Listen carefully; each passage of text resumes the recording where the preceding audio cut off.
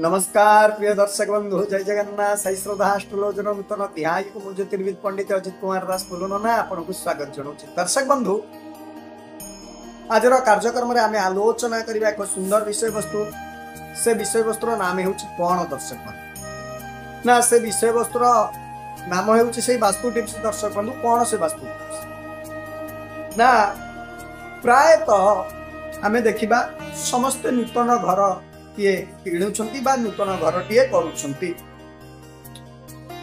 से नूतन घर करुछंती आपण जदि जानंतु यार शयन कक्ष किपरि ओ केउंटी हेबा उचित। दर्शक बंधु आम तो कार्यक्रम निश्चित प्रकार आरंभ करबा किंतु कार्यक्रम आरंभ करबा पूर्व जो मैंने आम वीडियो को देखुछंती वीडियो भल लागिला लाइक करिवे एवं अन्य मान नॉलेज पे आम वीडियो को शेयर करिवे।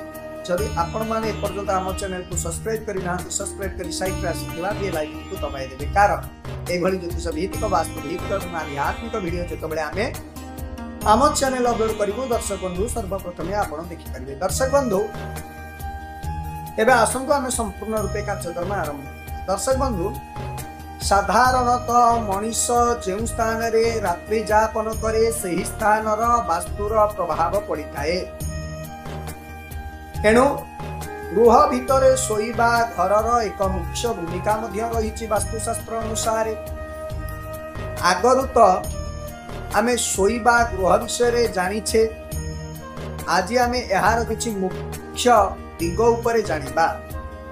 आगरु किछि वास्तु टिप्स आमे करिछु केउंटी शोइबे केमिति शोइबे आगु को मध्य करिवो आ किछि किछि किंतु एथरे आमे जानिबा दिग विषय प्रमुख दिग विषय।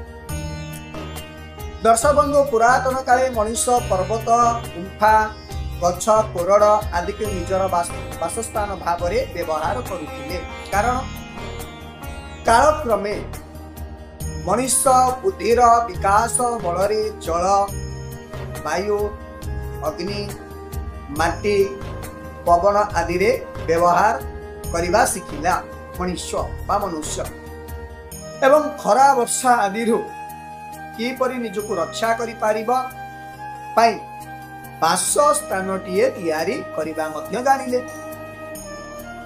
धीरे धीरे नगर ग्राम आदि स्थापन करी सेठारे बासगृहटीए तैयारी करी रहिले।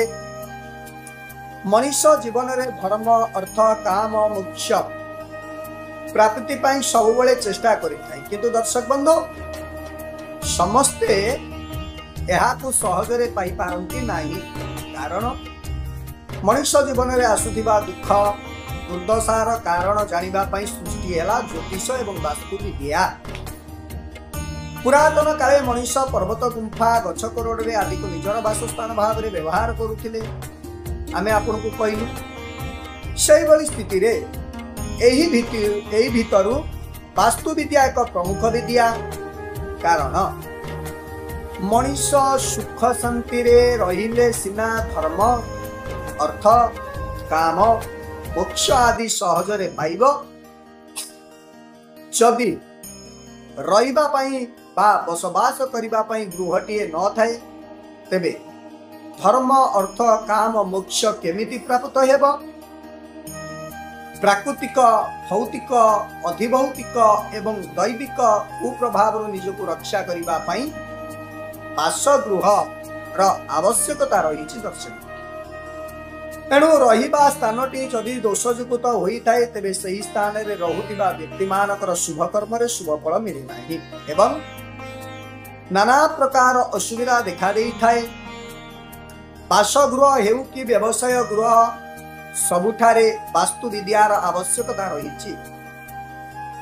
साधारणतः मनीष जो स्थान रे रात्रि जापन करे सही स्थान वास्तुर प्रभाव पड़ी थाए। एणु गृह भितर शोइबा घर एक प्रमुख भूमिका रही।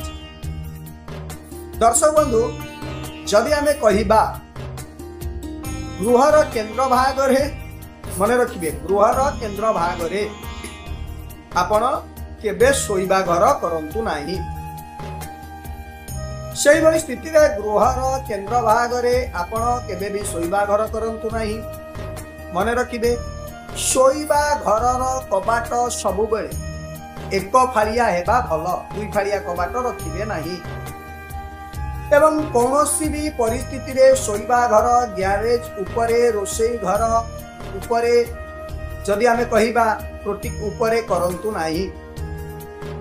शोइबा घर भितरे कोनोसी भी जलर उच्छ रहिबा कथा नुहे कि बड़ बड़ समुद्र नदी ग्रह पुष्करणी फट मध्य रखिबा मध्य ठीक नुहे। दर्शक बंधु से भली दर्शक बंधु शोइबा घरे दर्पण न रखिले भल, किंतु जदि आपण दर्पण रखुचंती तेबे शयन समय रे जेपरिकी से दर्पण रे आपणकर फटर बा प्रतिबिंब जेमिति दर्पण रे न आसे सेतिपई विशेष जत्नमान हेबा उचित।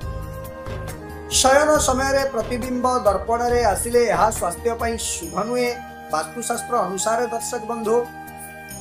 दर्शक बंधु यह सहित दर्पण रे मुख जेमिति पूर्व किंबा उत्तर आड़कू न रहे सेति प्रति मध्य विशेष आपण ध्यान देबा जरूरी। डबल बेड शोइबा घरे थिले दुई पटरु ओल्हाइबा पई अर्थात खटरु दुई पटे खाली स्थान रखिबा फल। खट उपरु जेमिति बिना आमे कहिबा खट उपरे जेमिति बीम न आसे सेति प्रति विशेष ध्यान देबा जरूरी। कौन ना आपण जो घरे शोइछंती से बेड ऊपर सीधा आपणकर बीम जो घर बीम जाइए से बीम न आसे। आउ एक प्रमुख कथा बीम तले आपण केबे भी शोइबे नाही। सेही स्थिति आमे आउ एक कथा कहिबा कोन ना ठाकुरंक मूर्ति आदि शोइबा घरे स्थापन करंतु नाही। दर्शक शोइबा घरर एही सबु दिग प्रति विशेष ध्यान देले शोइबा घरे वास्तु दोष रुए नाही।